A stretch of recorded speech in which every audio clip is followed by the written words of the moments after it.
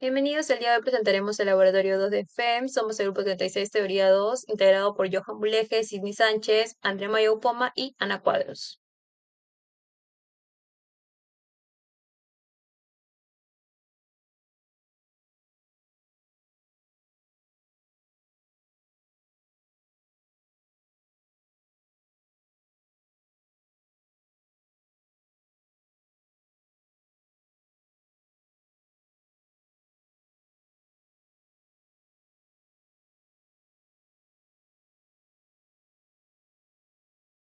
Cuando se invierte el sentido de la corriente en el conductor, la dirección de la fuerza magnética también se invierte. Esto se debe a la fórmula vectorial vector fuerza es igual a la magnitud de la corriente por el vector de longitud por el vector de campo magnético.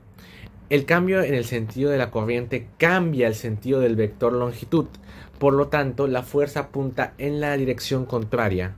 La magnitud de la fuerza no cambia, pero su dirección sí. Podemos usar la ley de la mano derecha para poder confirmar esto y nos podemos fijar de que al cambiar una de las direcciones afectaría la fuerza, por ende iría hacia arriba o iría hacia abajo. En este caso cambiaría y sería hacia abajo. Hemos podido hallar la pendiente de esta gráfica que representa cómo la fuerza varía dependiendo de la corriente, en este caso, ya que, como sabemos, se mantiene constante la longitud del conductor, que vendría a ser 9 centímetros. Bueno, la función line lo que nos permitió hallar la pendiente fue gracias a que esta permite, a partir de una cantidad de datos que serían las fuerzas y las corrientes, nos permitió hallar la pendiente. Tenemos que hacer el mismo procedimiento que hicimos en el caso anterior. Utilizamos line en Python y ahora, como vemos, lo que va a variar va a ser la longitud, no la corriente, puesto que la corriente va a ser constante, vendría a ser 2 amperios. Entonces usamos line colocamos la fuerza, cómo varía dependiendo de la longitud, y así nos sale la pendiente, como vemos ahí, que vale 0.146. Piden hallar el campo magnético. ¿Cómo hacemos esto? Utilizamos la pendiente de los casos anteriores. En la gráfica 1, la pendiente representa L por B. Entonces, lo que tenemos que hacer es obvio, dividir la pendiente entre la longitud, que es 0,09, dándonos el siguiente resultado.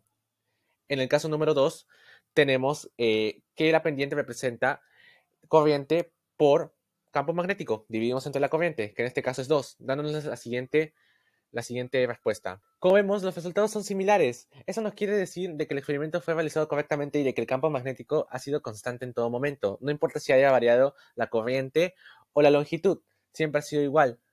Por ende, podemos deducir de que las pequeñas cifras que varían, o sea, porque tenemos aquí una diferencia de 0,007, es debido a quizá algún error de cálculo, pequeños errores.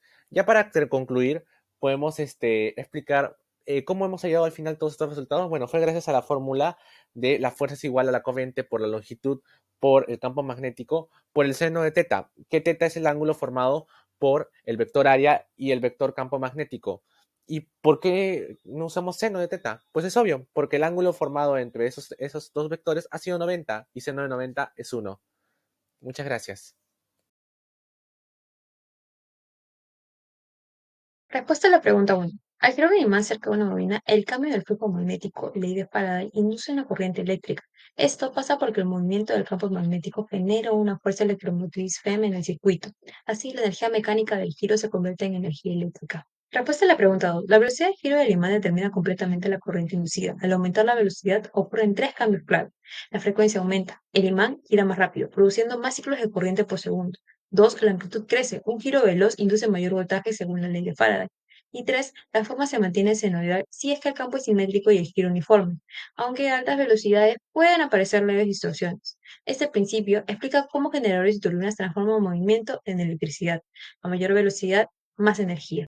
A través de la parte experimental obtendremos y pico que es Avisa. 2,4319 miliamperios. Salió perfecto. Podremos hallar Eso sí, anda. haría la Pero agárralo todo el tiempo, agárralo todo el que nos tiempo. servirá para utilizar la ley de Ya Faraday. fue. Agárralo todo. Con lo hallado inicialmente, reemplazamos en la fórmula del flujo magnético para poder derivarlo respecto al tiempo y así hallar la FEM al multiplicarlo por el número de vueltas para finalmente poder hallar la I pico, ya que el I pico será la FEM sobre la resistencia y obtenemos un valor de 2,43 por 10 a la menos 3 amperes, que coincide con nuestros resultados experimentales, como pueden ver en la gráfica de la derecha.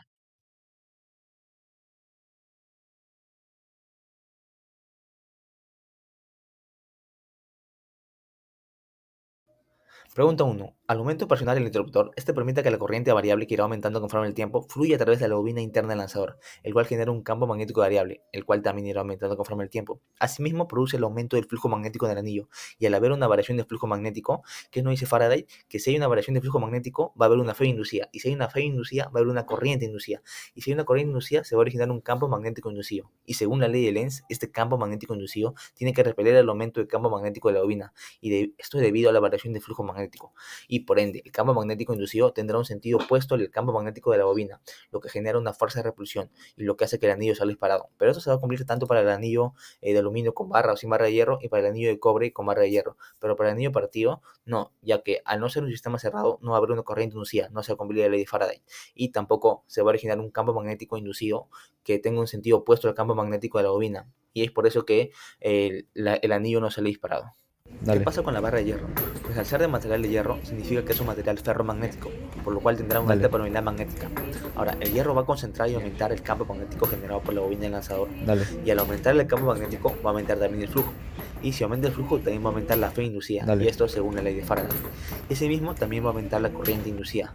Ahora, estas corrientes inducidas más intensas generarán un campo magnético inducido más intenso, el cual, según la ley de Lenz, se va a oponer al aumento del campo magnético municipal, lo que producirá una mayor fuerza de repulsión, y por ende el anillo alcanzará una mayor altura cuando tenga una barra de hierro. Pregunta 3. La conductividad del material determina la eficiencia del experimento. El cobre, altamente conductor, genera mayor corriente inducida, pero es pesado. El aluminio, menor conductor, pero también produce menos corriente, pero es más liviano también, por lo tanto su trayectoria va a ser más larga. Y si el anillo está partido, entonces no hay circuito cerrado y no hay corriente inducida, por lo tanto no va a salir disparado del lanzador.